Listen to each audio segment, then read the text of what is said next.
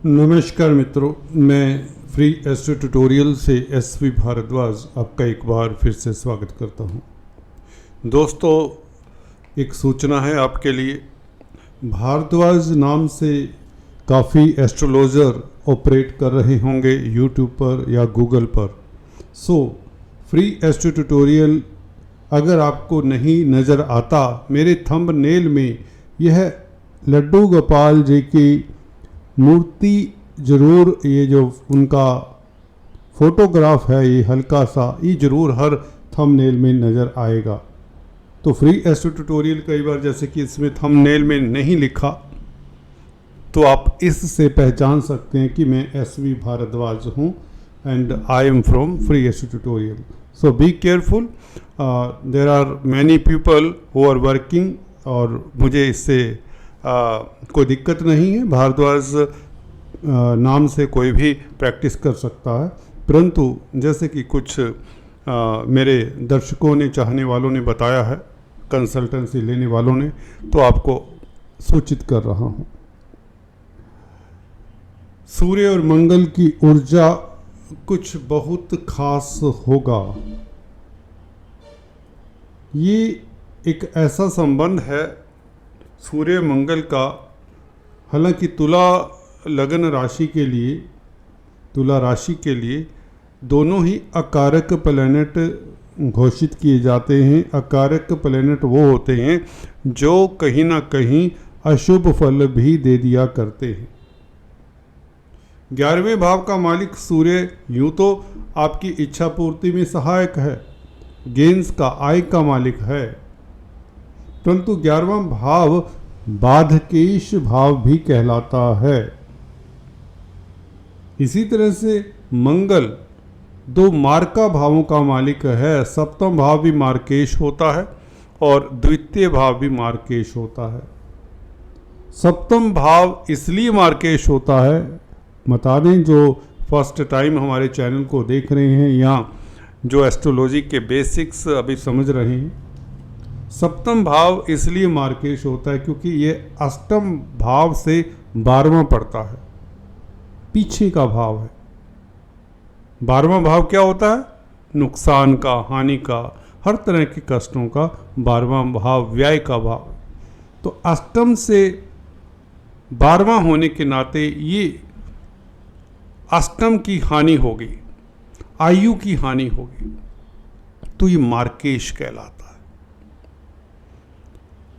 द्वितीय भाव अष्टम से इटसेल्फ 7th पड़ता है और 7th से अष्टम पड़ता है। दोनों ही स्थितियों में वह भी प्रबल मार्का भाव कहलाता है।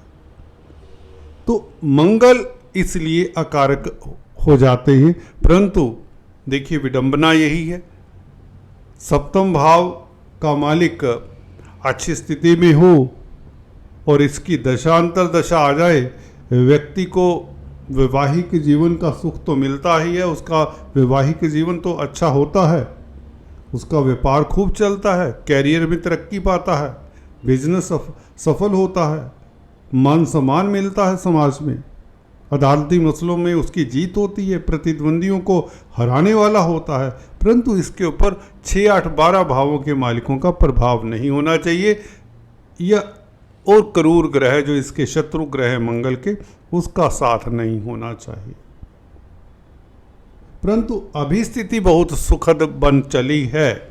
आज से सूर्य जो कि मंगल जहां पर नीच के होते हैं, कर्क राशि में प्रवेश कर गए हैं। आज 16 तारीख है, 16 जुलाई, और यहाँ पर गुरु उच्च के होते हैं कर्क राशि में, मंगल नीच के होते हैं, जिससे मंगल का नीच भंग हो जाता है एक किस्म से। सूर्य यहाँ पर उच्च के होते हैं तो सूर्य को भी ये बल देते हैं। तो सूर्य का ये परिवर्तन कहीं ना कहीं मंगल और गुरु के लिए भी लाभदायक है, या यूं कहें मंगल और गुरु को भी स्ट्रेंथ देता है, क्योंकि जहां पर मंगल नीच का होगा वहां पर ये सूर्य केंद्र में बैठकर बली हो रहा है। जब तीनों ही मित्र ग्रह हैं आपस में, सूर्य मंगल और गुरु आपस में मित्र ग्रह हैं और तीनों का संबंध बन रहा है दोस्तों। इस तरह से अगर आप डिटेल में थोड़ा सा जाते हैं तो आपको विश्लेषण करने में, एनालिसिस करने में आसानी रहती है। यहाँ पर कहना ये चाहता हूँ कि मंगल और सूर्य की एनर्जी आपको बहुत ज़्यादा प्रभावित करने वाली है इस एक महीने में। खासकर जो मंगल का नेगेटिव प्रभाव आपको मिलने की हल्की सी आशंका थी, खासकर सप्तम भाव को लेकर, वह अब नहीं रहेगी। ये सुखद बात अपने आप में हो जाती है, क्योंकि मंगल का नीच जो फल मिलना था, कमज़ोर फल मिलना था, वह नहीं मिलेगा। अष्टम भाव में कोई भी ग्रह हो 6, 8, 12 भावों में कमज़ोर हो जाता है। यहाँ पर सूर्य क्योंकि कहीं ना कहीं नीच भंग करता है, ऐसी स्थिति ना भी होती, सूर्य का केंद्र में आना ही मंगल को बल मिल जाता है, गुरु को बल मिल जाता है। और वैसे भी ये कर्क राशि में परचांस और दशम भाव में सूर्य कमाल के बली होते हैं। मैं अक्सर बताता हूँ, जिनका सूर्य 10th हाउस में या इवन 11th हाउस में हो, 9th हाउस में भी कमज़ोर नहीं होता, तो व्यक्ति ऊंचाइयाँ छूने वाला होता है, व्यक्ति लीडर होता है, जिस भी क्षेत्र में होता है कामयाब हो जाता है, उसका अच्छा समाज में रुतबा होता है, स्टेटस होता है, और कहीं ना कहीं जिंदगी के किसी एक कोने में उससे पद प्रतिष्ठा उच्च पद मिलता है। सरकारी तंत्र से भी ऐसे जातक कोई ना कोई लाभ ले लेते हैं, सरकारी नौकरी में हो सकते हैं, और पिता पक्ष से लाभ, विरासत में लाभ होता देखा गया है जब 10th और 11th हाउस में, खासकर 11th हाउस में सूर्य हो तो। एनीवेज, हम बात कर रहे हैं मंगल और सूर्य की। देखिए, मंगल यहाँ पर जैसे कि पिछले वीडियो में मैं बता चुका हूँ, सप्तम दृष्टि से 2nd हाउस को देख रहे, और सूर्य का यहाँ पर 10th हाउस में आ जाना, जो कि अर्थ त्रिकोण है। 10th हाउस जो कि अर्थ त्रिकोण बनाता है, दूसरे और छठे भाव के साथ मिलकर 10वां भाव अर्थ त्रिकोण बनाता है। तो मंगल का अपने भाव को देखना, 2nd हाउस को देखना, सूर्य का 10th हाउस में आ जाना, तो आपका द्वितीय भाव और दशम भाव दोनों स्ट्रोंग हो जाते हैं, शुभ फलदायी हो जाते हैं। तो इसका मतलब कार्यस्थल से, कामकाज की स्थिति से आपके पास धन आने के प्रबल योग आज से बन जाते हैं सूर्य के कारण और मंगल के कारण। ये संबंध देखने में नज़र नहीं आता, समझ नहीं आता जल्दी से अगर आप बेसिक्स ही जानते हैं, परंतु जब तक आप इस वीडियो को 2-3 बार नहीं देखेंगे, कारका कौन सा ग्रह होता है, अकारक ग्रह कौन सा होता है, इस कुंडली के लिए कारक ग्रह जिसे शुभ ग्रह कहते हैं वह शनि, बुध और शुक्र हैं। शुक्र लगन के मालिक है, शुभ होंगे ही होंगे।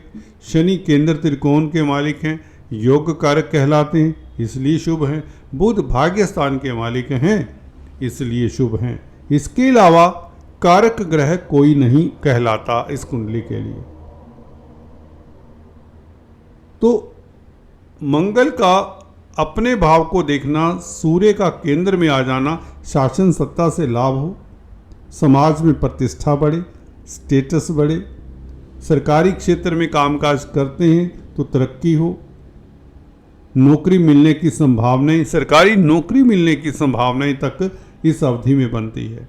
वैसे भी आपको बता दूं, मंगल अगर नक्षत्रों के हिसाब से भी आपको मैं बताना चाहूं तो मंगल अभी कृतिका नक्षत्र में है, जो कि 26 जुलाई तक रहेगा, 10 दिन सूर्य के नक्षत्र में, और सूर्य तो केंद्र में। तो मंगल ने तो आपके कैरियर को उछाल देना है, सूर्य का फल देंगे ना मंगल। सूर्य कमाल कर रहे हैं 10th हाउस में आकर, जहाँ पर मंगल नीच के होते हैं, स्ट्रोंग हो रहे हैं सूर्य, मित्र हैं मंगल के, तो नीच भंग करने की स्थिति में आ रहे हैं, और मंगल यहाँ पर सूर्य के ही नक्षत्र में है, तो सीधा संबंध सूर्य से बन जाता है। इसका मतलब कैरियर में कुछ ना कुछ खास हो, कोई अचानक से बड़ा लाभ हो जाए, व्यापार में कोई आपकी डील सिरे चढ़ जाए, खासकर अगर प्रॉपर्टी संबंधित कामकाज कर रही हैं, बिल्डर हैं, कॉलोनाइजर्स हैं, होटल लाइन में हैं, रेस्टोरेंट लाइन में हैं, तो आपके लिए बहुत बेहतर समय होगा। स्पोर्ट्समैन है तो कमाल हो सकती है, इस अवधि में आपका चयन अच्छी टीम में हो सकता है। आर्मी, डिफेंस, पैरामिलिट्री फोर्सेस में कामकाज करने वालों के लिए भी सुखद स्थितियां रहेंगी। भाइयों के साथ आपके संबंध अच्छे रहेंगे। सरकारी तंत्र से जुड़े हुए जो भी तुला लगन राशि के जातक हैं, उनके लिए समय आज से लेकर पूरा महीना बहुत बेहतर होगा। इसके पश्चात हालांकि अगर नक्षत्र को देख लें, रोहिणी नक्षत्र में प्रवेश कर जाएंगे मंगल 16 अगस्त से 26 जुलाई से लेकर 16 अगस्त तक। और गुरु भी रोहिणी नक्षत्र में, चंद्रमा का नक्षत्र है। चंद्रमा आपके 10th भाव का ही मालिक है, तो मंगल और गुरु 10th भाव में के मालिक चंद्रमा से भी प्रभावित है।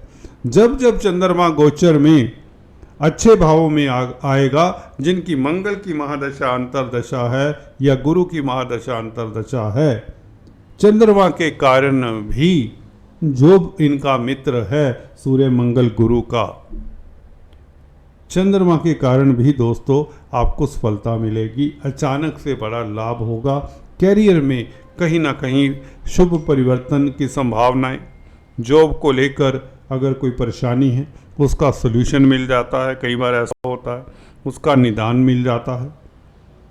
सूर्य वैसे ही आपका तेज प्रभाव बढ़ाने वाले हैं। आपका समाज में नेम फेम, कार्यस्थल पर खासकर बॉस आपके कार्यों की सराहना करेगा। अब पिछले दिनों वाले तनाव या असमंजस कहें, बेसिकली असमंजस की स्थितियां अब टल जाएंगी। कुल मिलाकर गुरु यहाँ पर धन स्थान को देख रहे हैं, धन के कारक हैं, तो आपके पास धन आएगा और अच्छा खासा आएगा। प्रबल धन के योग बन रहे हैं। 12वें भाव को देखते हैं गुरु मंगल से युक्त होकर, तो विदेशों से संबंधित कामकाज करने वालों के लिए बहुत अच्छा समय है। या जो विदेश सेटल्ड हैं, NRIs हैं, उनके लिए बहुत सुखद समाचार है यहाँ पर, क्योंकि गुरु मंगल से युक्त का मतलब मंगल 10th हाउस के साथ संबंध बनाए हैं। अभी सूर्य के साथ है नक्षत्र के जरिए, फिर चंद्रमा के साथ है रोहिणी नक्षत्र में, फिर होंगे अभी कृतिका में, फिर रोहिणी में।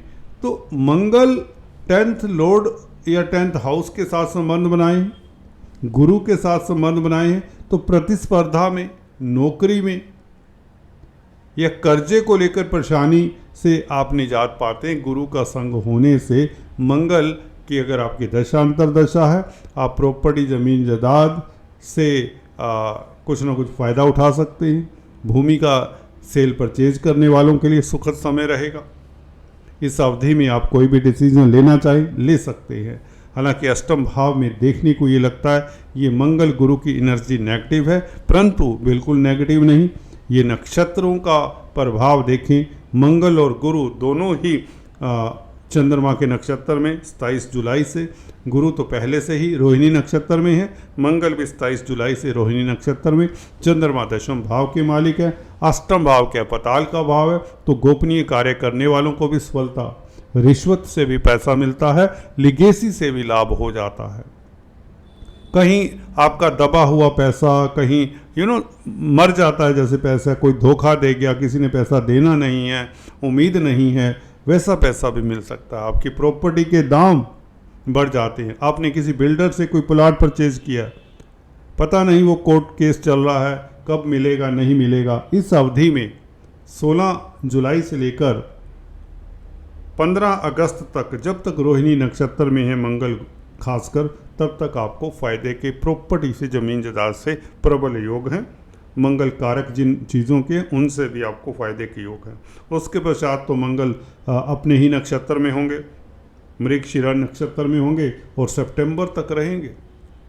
तो मंगल का गोचर व्यापार के लिए और दाम्पत्य जीवन में जो हल्की फुल्की दिक्कत देखने को मिल रही थी, जैसा कि आपसे फीडबैक मिलता है, और 7वां भाव लव रोमांस का है, जिसमें कुछ हाथ तंग था अब सूर्य के परिवर्तन के साथ और नक्षत्रों के प्रभाव को देखते हुए मंगल की स्थिति सुखद हो जाएगी।